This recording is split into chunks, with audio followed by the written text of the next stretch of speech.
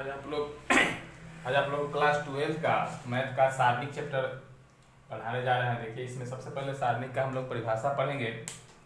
सारणिक किसको कहते हैं? तो एन कोटि के प्रत्येक वर्गावयु, जो भी वर्गावयु है वही एन कोटि के प्रत्येक वर्गावयु ए इक्वल टू ए आई जे को एक संख्या द्वारा संबंधित करा सकते हैं, जिसे हम लोग वर्गावयु का सारणिक कहते हैं। मतलब कोई भी एन कोटि का अगर वर्गावयु है तो उसको अगर हम एक संख्या के रूप में संबंधित करा देते हैं तो जो वो संख्या आएगा उसी को हम इस आव्यूह का सारणिक कहेंगे।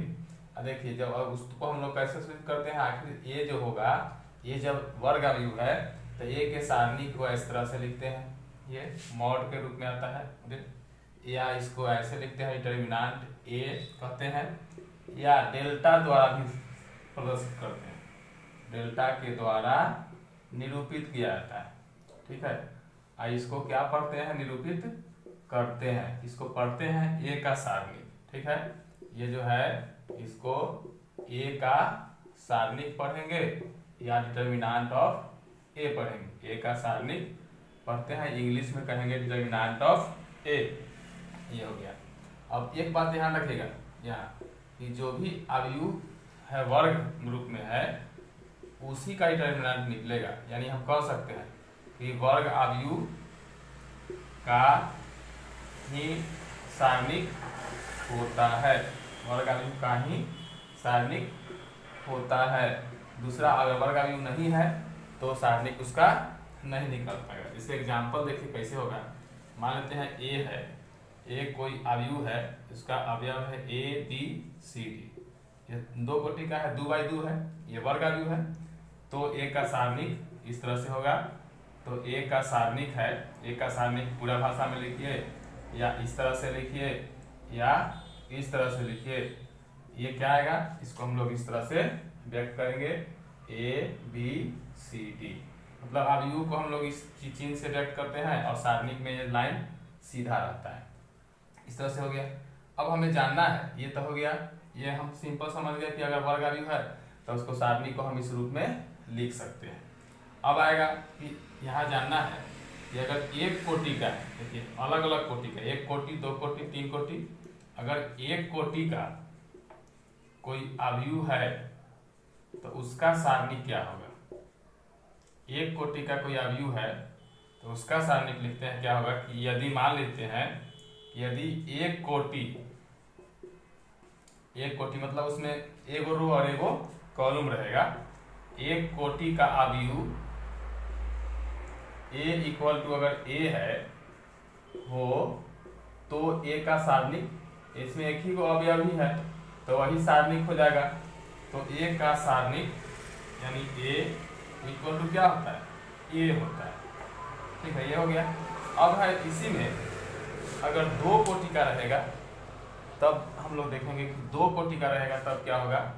देखिए, अगर द्वितीय कोटि का रहेगा तब उसके लिए हमें कुछ कैलकुलेशन करना है। जैसे कि देखेंगे, यहाँ लिख लेते हैं द्वितीय कोटि, द्वितीय कोटि के अवयव का सारणिक, द्वितीय कोटि के अवयव का सारणिक। ये क्या होगा? इसमें हम लोग देखेंगे कि देखिए यहाँ लिखते हैं कि यदि द्वितीय कोटि का अवयव ए equal to A11, A12, A21, A22 है तो ए का सारणिक हो जाएगा। तो ए का सारणिक यानी ए इक्वल टू हम लोग क्या लिखेंगे? A11, A12, A21, A22। ये आप पहले से अवयव में पढ़ चुके हैं। A11 का मतलब पहला रो पहला कॉलम का अवयव, A12 का मतलब पहला रो दूसरा कॉलम का अवयव, A21 का मतलब दूसरा रो पहला कॉलम का अवयव, दूसरा रो दूसरा कॉलम का अवयव। तो इस तरह से है।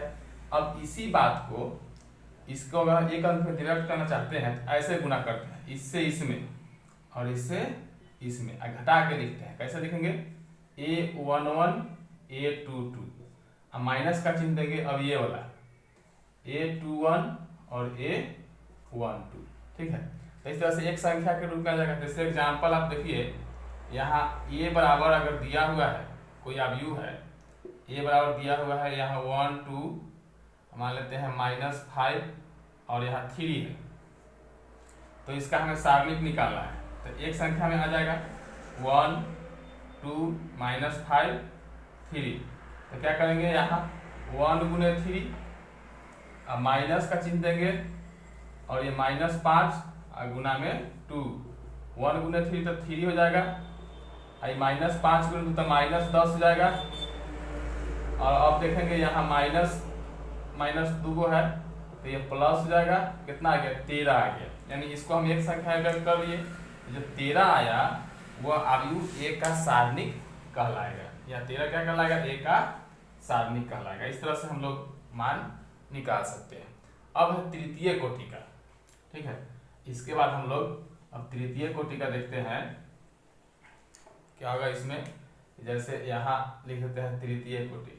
अब अगर तृतीय कोटि का अवयव रहेगा तो उसके लिए लिखते हैं कि मान लीजिए यदि रहेगा कि तृतीय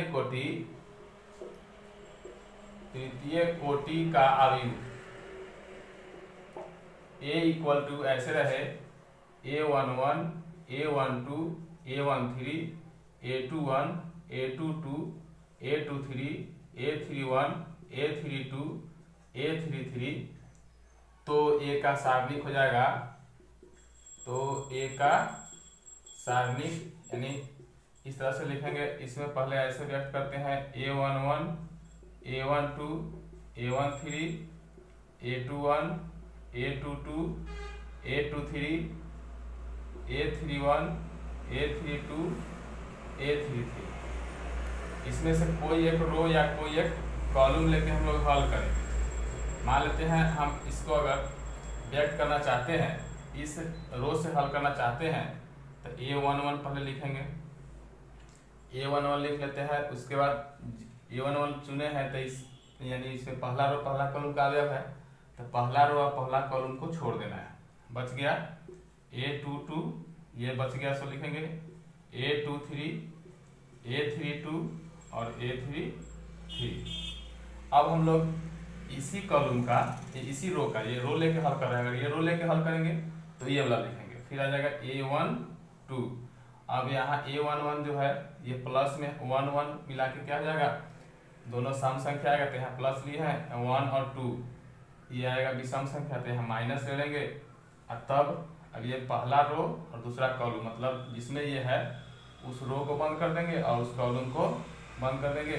जो बचेगा वो लिखेंगे, तो आ जाएगा a21 a23 a31 और a33, ये लिख दिए। अब यहाँ लिखेंगे प्लस में, फिर से यहाँ 1 3, अब a13 प्लस में लिखे, क्योंकि यहाँ 1 और 3 मिला के क्या हो जाएगा सम संख्या, तो ये प्लस में रहेगा। यानी यहाँ जहाँ जोड़ के विषम आएगा वहाँ माइनस में, सम आएगा वो प्लस में। a13 लिखेंगे तो 1 3 वाला रो और कॉलम को बंद करेंगे, इसको बंद किए इसको बंद किए, तो आ जाएगा a21 a22 a31 a32। इस तरह से हम लोग हल करेंगे। अगर हम चाहे ये कॉलम लेके हल करना तो a11 लिखेंगे, फिर इसको बंद करेंगे, फिर a21 लिखेंगे, ऐसे करके बारी बारी से व्यक्त कर सकते हैं। अगर चिन्ह याद नहीं रहे तो उसके लिए हम लोग ये ध्यान रखेंगे कि यहाँ जो 1 1 आ रहा है तो उसको हम ऐसे पता कर लेंगे कि -1 के पावर में 1 + 1, ये क्या आएगा, -1 के पावर में 2, तो ये आखिर 1 आ जाएगा, यहाँ प्लस में हो जाएगा।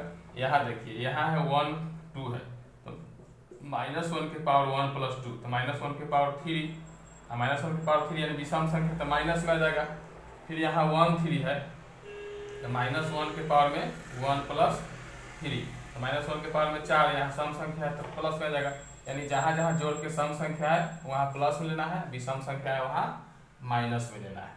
ऐसे करके यहाँ चाहे तो हम लिख सकते हैं, लेकिन वो जरूरत नहीं है, ऐसे हम लोग याद कर सकते हैं। ध्यान रखना है जहाँ जहाँ ये 1 1 है जोड़ के अगर सम पूरा है तो प्लस ले लेंगे, विषम पूरा है तो माइनस ले लेंगे, वो इस तरह से हम लोग याद रखेंगे।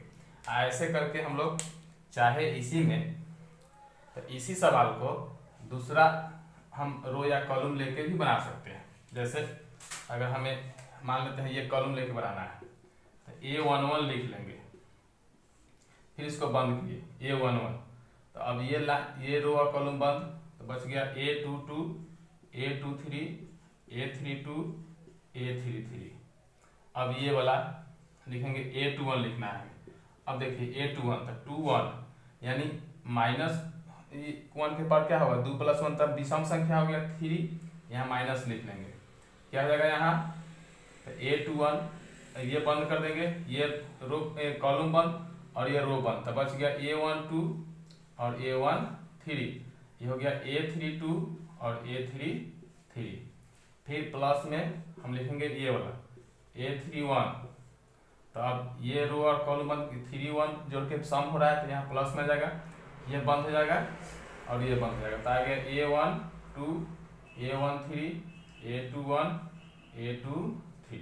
ठीक, अब इसको हम चाहेंगे गुना करेंगे फिर से ऐसे, तो ये हो जाएगा A22 जैसे 2/2 का हल किए थे, और A33 माइनस में A32 और A23, फिर ये वाला A21, अब ये A12, A33 माइनस में A32 और A13, फिर प्लस में हो जाएगा A31, तो A12, A23 माइनस में हो जाएगा A21 और A13। इस तरह से कोई अंक रहेगा तो हम लोग हल कर सकते हैं। चिन्ह अगर नहीं याद रहे तो ध्यान रखना है, यहाँ कोई भी चिन्ह लिखना हो तो यही याद रखना है कि जो भी रो कॉलम रहेगा, जैसे A11 का चिन्ह हमें पता करना है, यहाँ बता देते हैं जैसे A11 का चिन्ह पता करना है, जहाँ A11 लिखेंगे तो हम क्या लिखेंगे, तो इसमें -1 के पावर में 1 + 1, तो क्या आएगा ये -1 के पावर में 2, तो ये 1 हो जाएगा, तो इसको प्लस में लिखेंगे। मान लें कहीं अगर A21 लिखना है तो -1 के पावर में 2 + 1, -1 के पावर में 3, तो ये -1 आएगा, तो इसको क्या लिखेंगे, इसको जब भी लिखेंगे तो माइनस में लिखेंगे। ठीक है, इस तरह से हम लोग बनाएंगे। इस पर एक सवाल बताते हैं। देखिए जैसे सवाल है, कोई भी सवाल ले सकते हैं। मान लीजिए हम यहाँ सवाल लेते हैं, आयु लेते हैं 2, 3, 1, 0, 5, 2, -1, 2 और 1, ऐसे ये आयु है। इसका सारणिक हमें निकालना है, सारणिक निकालना है तो पहले इसको ऐसे लिखेंगे 2, 3, 1, 0, 5, 2, -1, 2 और 1। अब इसको हम देखिए, इसमें एगो 0 है, 0 वाला जिसमें रहेगा ना वो रो या कॉलम लेके बनाएंगे तो कुछ आसान हो जाता है। तो यहाँ पहले 2 लेते हैं, 2 लिए तो ये बंद हो जाएगा, ये लाइन बंद, तो आ गया 5, 2, 2, 1 लिख दिए। अब ये वाला 0, तो यहाँ तक आखिर ये वाला माइनस में आएगा, ध्यान रखना है। ऐसे भी याद रख सकते हैं, पहले प्लस माइनस प्लस, फिर इसका यहाँ माइनस प्लस माइनस, फिर प्लस माइनस, फिर प्लस, ऐसे भी याद रख सकते हैं। इस तरह से ध्यान रखिए, ये प्लस में लिया तो ये माइनस में होगा, फिर प्लस में होगा, एक को 20 करके plus minus plus plus minus plus, यहाँ से माइनस प्लस माइनस, यहाँ प्लस माइनस प्लस, ऐसे करके हम लोग याद कर सकते हैं। यहाँ देखिए तो ये हो जाएगा इसमें। अब ये 0 लिखना है, 0 लिखने के बाद ये लाइन बंद, ये लाइन बंद, तो बच गया 3, 1, 2, 1।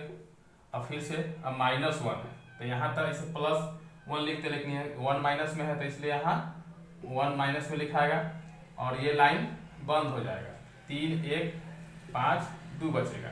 अब इसको हल करेंगे, 2 है, 5 × 1 5 ही आएगा ना, ये गुना करेंगे तो 5 × 1 5, एक बार लिख देते हैं ऐसे 5 × 1 और माइनस में 2 × 2, ये तो 0 है, 0 से तो कुछ में गुना हो तो 0 हो जाएगा, लेकिन एक बार लिख लेते हैं 3 × 1 माइनस में 2 × 1, अब ये हो जाएगा माइनस में 1, 3 × 2 माइनस में 5 × 1। अब देखिए यहाँ लिखेंगे 5 × 1 तो 5, 2 × 2 तो 4, ये हो जाएगा 0, 0 गुना कुछ तो 0 होता है, इसको हम डायरेक्ट 0 लिख लेते हैं।